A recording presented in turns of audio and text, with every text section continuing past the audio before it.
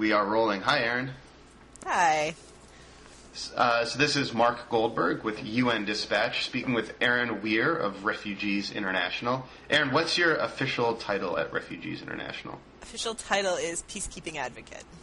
Peacekeeping Advocate. And recently, so we're going to be talking today about the situation in Somalia, and by situation I mean both the humanitarian crisis situation unfolding there, as well as recent quite important political developments that have taken place over the last couple weeks and months in Somalia. Of course, Somalia has been in the news a lot recently because of the piracy issues, but there is a lot going on beyond piracy in the Indian Ocean that deserves attention. And Erin, you were in the region quite recently, and you put out a report available on the Refugees International site about sort of the condition of refugees in and around Somalia. So why don't I let you explain sort of where you were and when you were there and what you did in the region recently.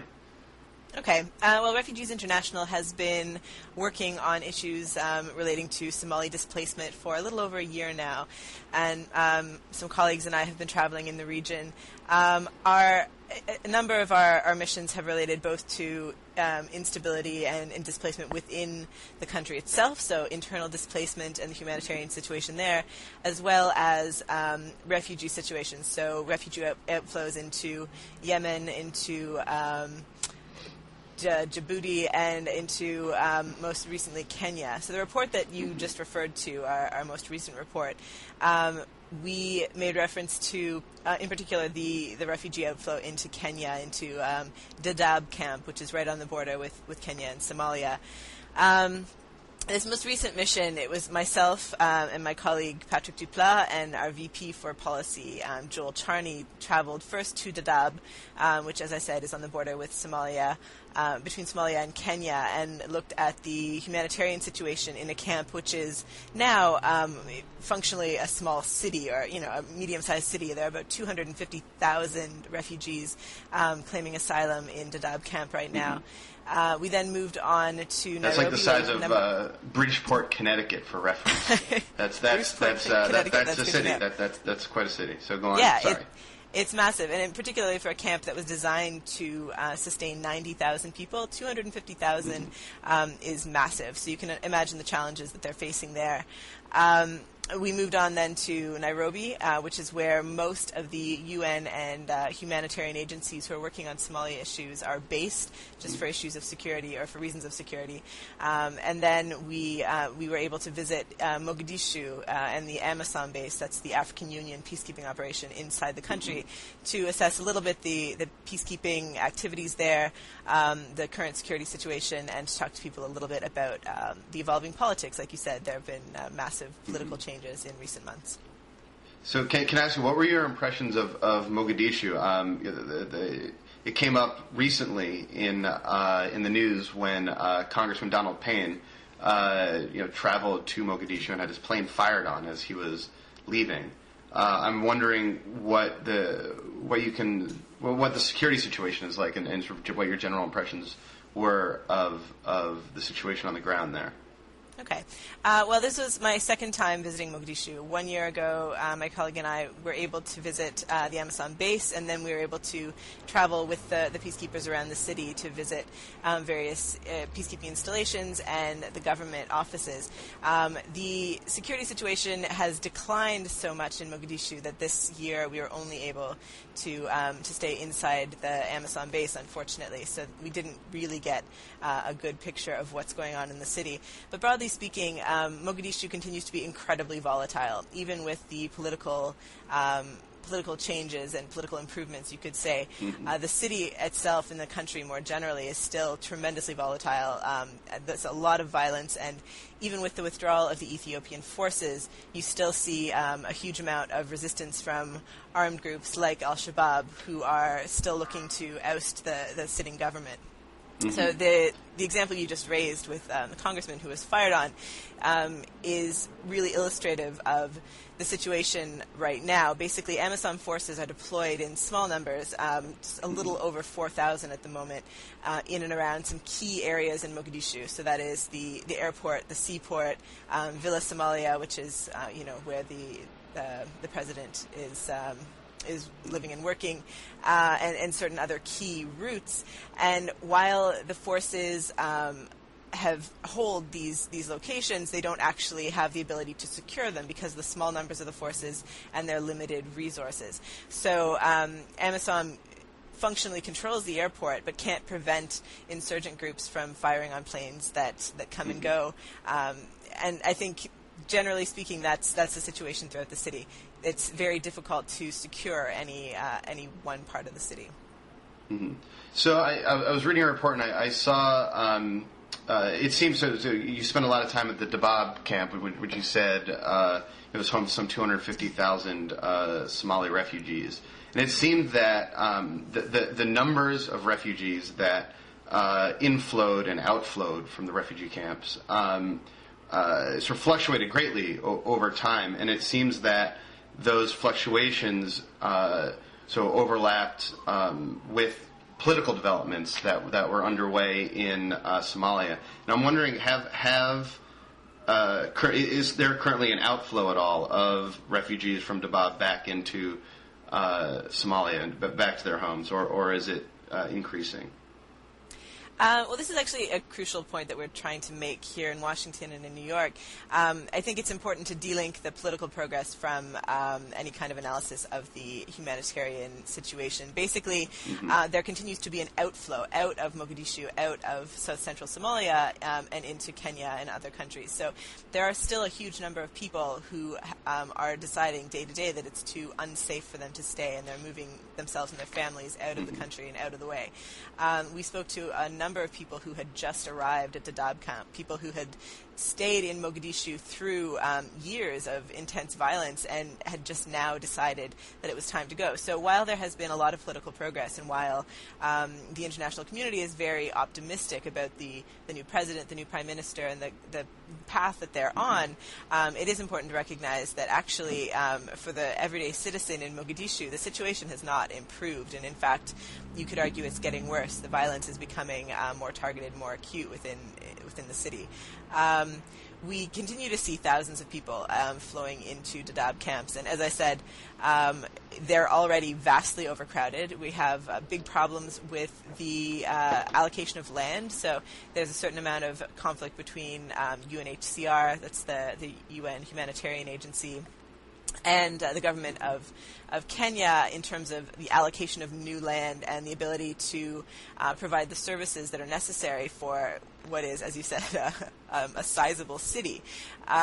You have a massive shortage of things like latrines. I think there's something around 32,000 latrines short of what they need. I mean, imagine what that means in day-to-day terms. They don't have enough space for people to go to the washroom. They don't have enough space for people to gather water or build new homes. So of these thousands of people that are coming into the city or coming into Dadaab camps, most of them are being asked to go and find family or friends to stay with. New allocations of land just aren't happening, and it means that the camp is becoming increasingly congested, and that leads to conflicts within the camp, that leads to conflicts with the local community as refugees try to go out to seek the resources that they need. And you're really seeing a huge crisis outside the country right now. Likewise, in the country, as I said, people are continuing to flee. So while there's been political progress, and while you do have stories of certain small numbers of refugees returning, I think we've heard numbers in the range of 30 to 40,000 people returning to Mogadishu, you continue to have tens of thousands of people who leave every month as well. So this is not a problem that's going away. So speaking of this political progress to which you refer, I'm wondering maybe if you can give us a sort of a snapshot of the political history of Somalia over the last, say, 2 or 3 years. I guess starting with the rise of the Islamic Courts Union, which is, I think, maybe for the starting point for where a lot of us started paying a bit more attention to Somalia. Mm-hmm. Okay, well, I guess I'll say... go for it. It's complicated, but I've heard you speak about this off camera, and you are you speak of it eloquently, and so this is why you're on here. So please, yes. All right, well, I'll try to do that again. As you said, any snapshot of this will be a gross oversimplification. The politics in Somalia are tremendously complicated, and I don't pretend to understand them all. But broadly speaking, in about 2006, you did see the rise of the Islamic Courts Union, and that's it started out at the local level as courts, Sharia courts, that took control of particular neighborhoods and particular areas of South Central, and they brought about a period of calm, of relative stability in South Central Somalia. And while they weren't universally loved by Somali people, certain Somalis, many Somalis are very moderate Muslims and didn't like the direction that the courts were taking. They still appreciated what the courts had done in terms of providing security and stability.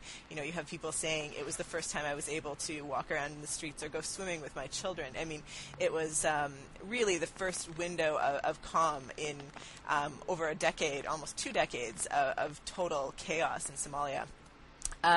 However, the international community was resistant to these courts for a number of reasons. First, in the United States, there was resistance to allowing a strongly Islamic force getting hold of Somali government. And second, the Transitional Federal Charter and the Transitional Federal Government that had been negotiated by the international community and Somalis themselves over a huge period of time and were being undermined by these courts. The TFG is the acronym for the Transitional Federal Government. They had actually were not installed in Mogadishu. They had to operate from either outside the country or from other more remote locations. And so the international community saw a need to reinforce the legitimacy and the hold of the Transitional Federal Government and the Transitional Federal process. And as such, the Ethiopian forces were deployed inside the country in early 2007 to remove the Islamic courts and to reassert the control of the TFG. And the United States also provided air cover on this offensive. Is that correct? That's correct. The U.S. provides support more broadly for Ethiopian military forces. This is an ally of the United States, and the U.S. was largely seen to be a force pushing the intervention of the Ethiopian forces. So the Ethiopian, and that we're talking around winter 2006, 2007, 6, 7? Winter 2006, early 2007, exactly. Yeah, is when the Ethiopian incursion, and as you say, that they were able to rout the Islamic Courts Union, but sort of what happened in the wake is the question.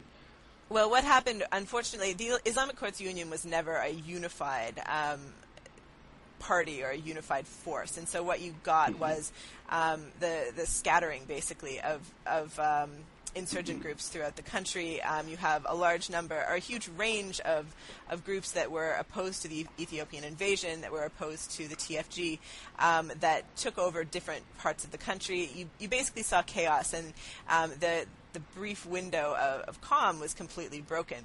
And over the course of 2007, what you saw was increasing violence in Mogadishu and throughout South Central Somalia in particular. There's a lot of uncertainty as to who controlled different territories, competition over territories, and within the city in particular, but also throughout the country, a lot of indiscriminate violence, both on the part of the Ethiopian forces and on the part of TFG forces, police forces. Basically, all the groups involved were committing indiscriminate shelling and war crimes against civilians throughout the country.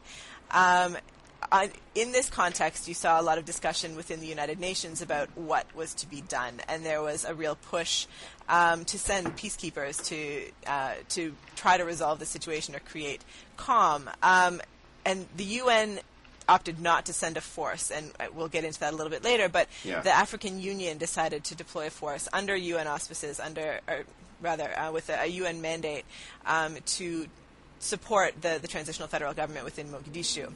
And so that was the beginning of the force that we see now. Hello? Oh, sorry. Sorry. No, I can hear. So then you had the transitional federal government finally installed in Mogadishu, but it seemed that there was a lot of political bickering on the part of the TFG. Is that right? And I'll let you take it away. Yeah, well, I mean, the TFG was the creation of a lengthy international process and had some legitimacy within Somali, within the country, basically, but never enjoyed total legitimacy. And as I said, it was violently, militarily opposed by a number of groups in a number of different ways throughout the country. And so the African Union force was functionally keeping them in power, keeping them in existence. But like I said, the instability within Mogadishu was increasing. The government was very isolated, and there were a number of different efforts to provide legitimacy. There were certain changes at high levels. A new prime minister, for example, came in at about March of 2008, and a lot of different efforts, both through the UN, through the TFG themselves, to try to rally support and to try to bring about progress in terms of security. Meanwhile, the country was really starting to hemorrhage refugees. Hundreds of thousands of people were fleeing over the border. Hundreds of thousands of people were displaced within the country because, particularly in Mogadishu, it just became too dangerous to continue to live there. It was not so much targeted violence as it was completely indiscriminate. Every place was unsafe because you never knew where Ethiopian forces, for example, were going to mount a counterinsurgency attack. You never knew where the insurgents themselves were going to mount attacks, and so just total chaos, total violence, and we're still seeing that today, as I said. All right. So, viewers, you'll notice that Erin and I are wearing different clothes, and that there's a different background behind Erin. We had a bit of a technical snafu while recording the vlog. Resulting in the loss of the second half of our conversation on Somalia. And take it from me, it was a very fascinating second half. So I thought that we'd return again today to re-record, capture the moments, recapture the moments that we lost yesterday. But Erin, thanks again for being available to do this one more time. No problem at all. So when we got cut off, Erin, you were talking a bit about the political history of Somalia over the last few years, and you'd just gotten to the part about the Ethiopian invasion of Somalia circa winter 2006. So why don't I leave it to you to take it from there? All right. I'll try not to repeat myself. But, where we finished yesterday was a discussion of the Ethiopian forces coming into the country. And as I said, the Ethiopians were encouraged to intervene by the international community and primarily the American government, the former administration, to remove the Islamic Courts Union and to reinstate or support the Transitional Federal Government, or the TFG. That resulted in a massive amount of displacement, and it also resulted in a huge amount of resentment against both the Ethiopian forces, obviously, and the international community that was seen to have sent them. Importantly, there was also not any kind of investigation or sanctions against the Ethiopians for the tactics that they used in Somalia, in particularly Mogadishu, when they invaded. And as I believe I said, and you know, like you said, they're supported politically by the United States at this time. Though that, you know, America, the Bush administration at the time was encouraging this incursion. Exactly. So in the meantime, or since that invasion, there was a huge amount of displacement, there was a huge amount of discontent within the country, and it became clear that the transitional federal government did not enjoy any kind of legitimacy amongst its own people. Furthermore, the transitional federal the forces, the security forces that were loyal to the government within the country, were also committing these sorts of atrocities and indiscriminate killing within the country. So there was a total lack of legitimacy. It became clear that something was going to have to change, that opposition forces were going to need to be brought on board and involved in the process of the transitional federal charter, that is the process that's meant to lead to elected government in Somalia. And so the United Nations, through the UNPOS, which is the political office in the country, through the special representative for the Secretary General, instituted a number of talks in the region and did manage to bring on board a certain number of the moderate opposition forces, including the head of the Islamic Courts Union, Sheikh Sharif, who is now the prime minister in Somalia. So, to keep a long story short, in early winter this year, Sheikh Sharif was installed as the new president in Somalia. President Yusuf left government, left the country, and since then, a whole new government has been appointed. You have a new president, a new prime minister, and a whole new cabinet. And this new government does actually enjoy a certain amount of legitimacy amongst its people. You are starting to see a small number of elites returning to Mogadishu, returning to both support the government and to reclaim property, start up businesses, this sort of thing.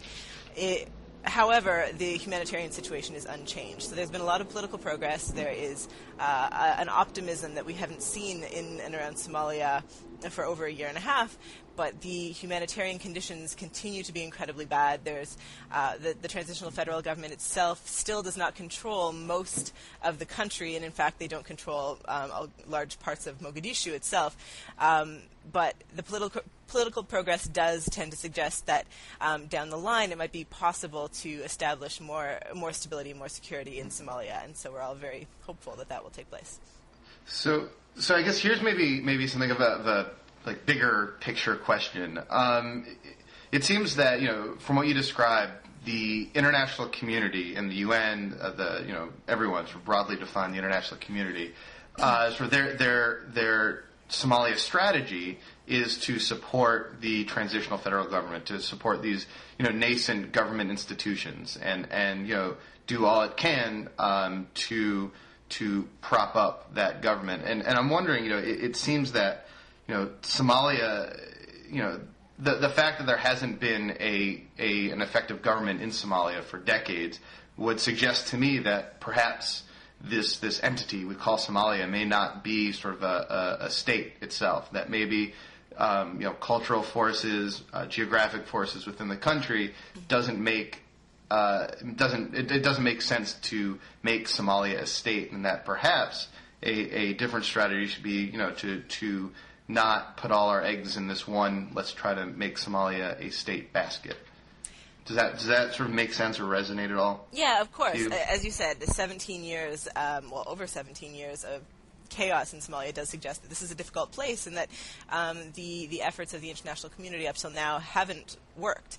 But I think what we're seeing with the current government is actually a compromise on the part of the international community and a recognition that those efforts in fact haven't worked, and that the Somalis themselves are going to have to be in the lead of any changes that are going to be lasting and sustainable in Somalia. So, I mean, the great irony, which I may already have said, is that Sheikh Sharif, the current president of Somalia, is the same man that was ousted 2 years ago. He was the head of the Islamic Courts Union that the Ethiopians were sent to remove in early 2007. And so the recognition that this person with legitimacy, this person that was able to bring about a coalition that created common stability, however briefly, in Somalia 2 years ago, is now being given another opportunity to lead, and the international community is backing off and letting him make the compromises and carry out the dialogues that are necessary. I think this is a recognition that, in fact, we're not going to be able to micromanage this country, and that there might be certain policies, certain compromises that Sheikh Sharif has to make in order to keep the country or make the country stable, that maybe the international community doesn't love, things like Sharia law, but that these are necessary, and that Somalis know better than the rest of the world what Somalis need and what a good Somali government is going to look like.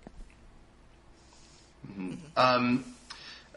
So we've saved the potentially juiciest bit for the end. Everyone these days, obviously Somalia has been in the news a lot recently for piracy, and piracy is on the top of everyone's minds right now when it comes to Somalia. I'm actually glad that before we talk about piracy, we're able to provide this sort of broad historical context to sort of the political situation on the ground in Somalia. But on piracy, I'm wondering if you've been on the ground there, you've studied this region a lot. If you have any good near or long-term solutions to the piracy problem off the Somali coast. In the near term, it's very difficult. Obviously, this is a challenge day to day for large companies that are transporting goods through that area, for cruise ships, obviously, for aid vessels that are bringing humanitarian assistance into the country. So day to day, I think the current strategy of sending certain large powers who have committed to escorting, say, aid shipments into the country, I think that's necessary.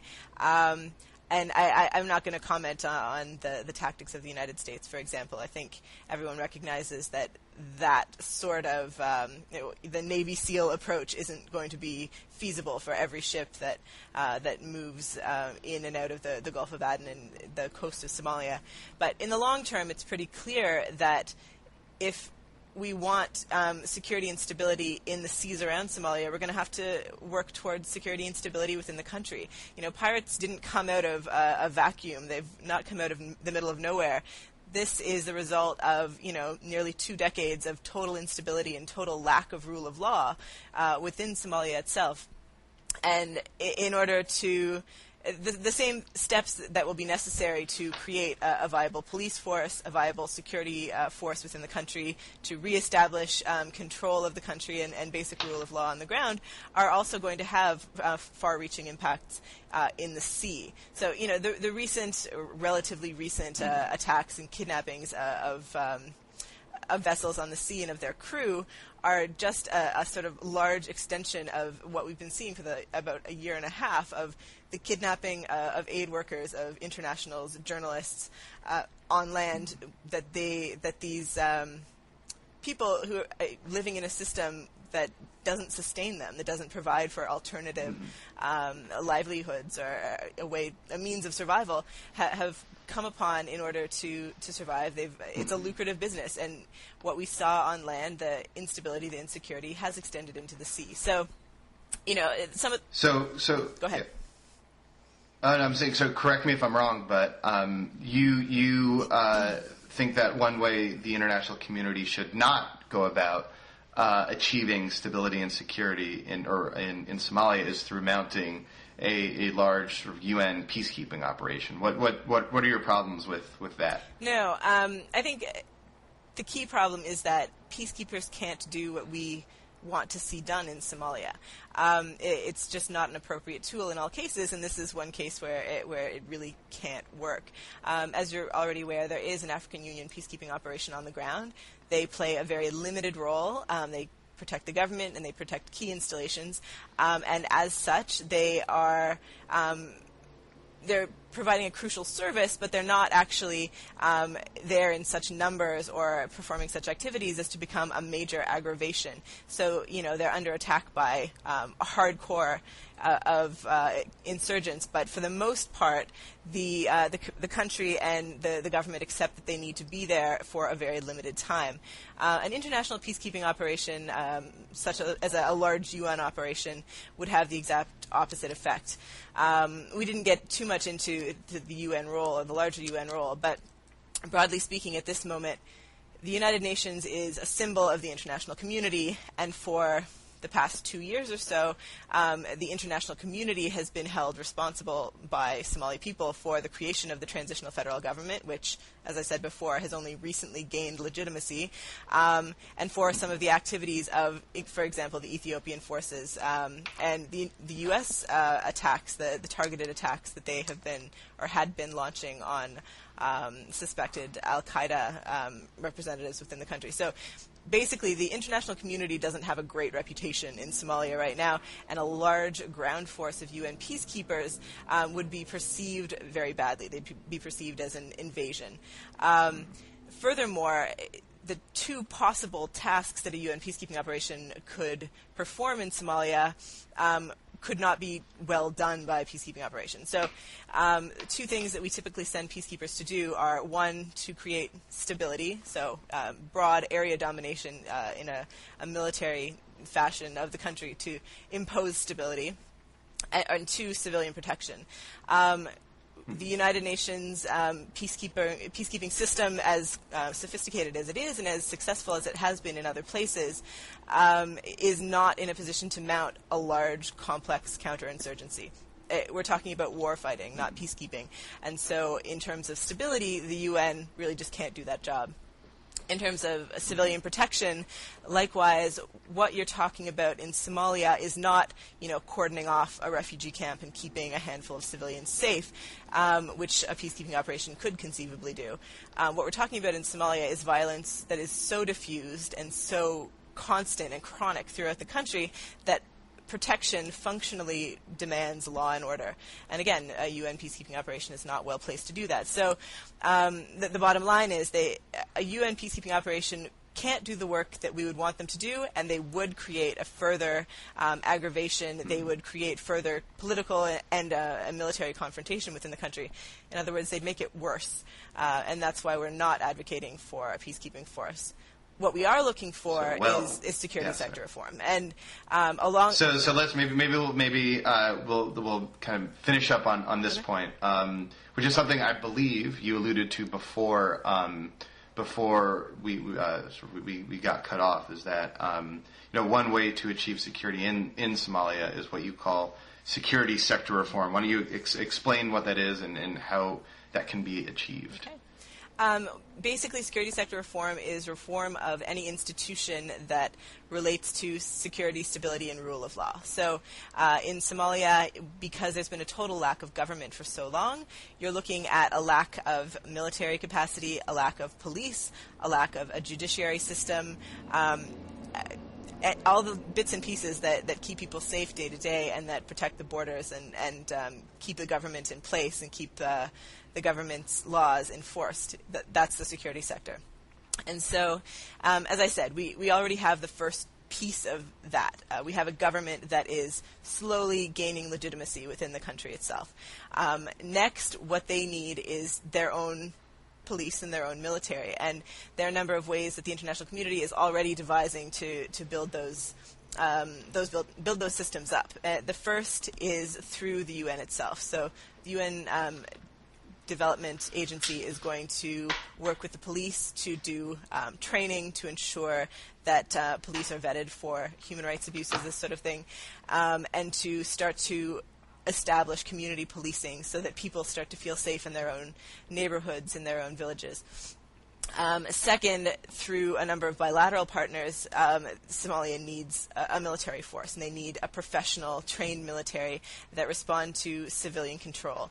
And that's being done in part by the AU mission, and ideally down the line it will be done in a much more concerted way through third parties sending troops to Uganda, for example, to be trained, or sending trainers into the country to create this force. And so what we're asking of the international community now is to support the government both through constructive political and diplomatic engagement, and also financially by channeling money through the UN and through these other initiatives to build up an indigenous security system so that the international community can withdraw the African Union forces, and so that, down the line, and granted this is a long-term prospect, but down the line you have a system of governance and security within Somalia that deals both with security on the ground and in the seas surrounding the country. So I guess the lesson is be patient. Do what we can to support the nascent government, and don't stop paying attention to Somalia once the piracy quells. Exactly. Fair. Is that a fair summary? I would add just one thing. I completely agree we need to support the governance and that we need to pay attention beyond just the piracy issue. I think it's also really important to recognize that in spite of all of the political progress and all of the optimism that's surrounded that process, the humanitarian situation continues to be incredibly dire, both in Somalia and in the countries around that surround Somalia that are taking in refugees. So the politics are moving forward, but the instability on the ground means that aid agencies are still having a lot of trouble getting aid to the people who need it. And as the politics progress, people tend to forget that the refugees are still out there, that refugees in camps like Dadaab are there and will probably continue to be there for the next 5 to 10 years until things actually become safe in Somalia. And that's the message that people and governments really need to understand right now. Well, thank you so much, Erin. Thanks again, twice, double thank you for recording this, the second half of the conversation again.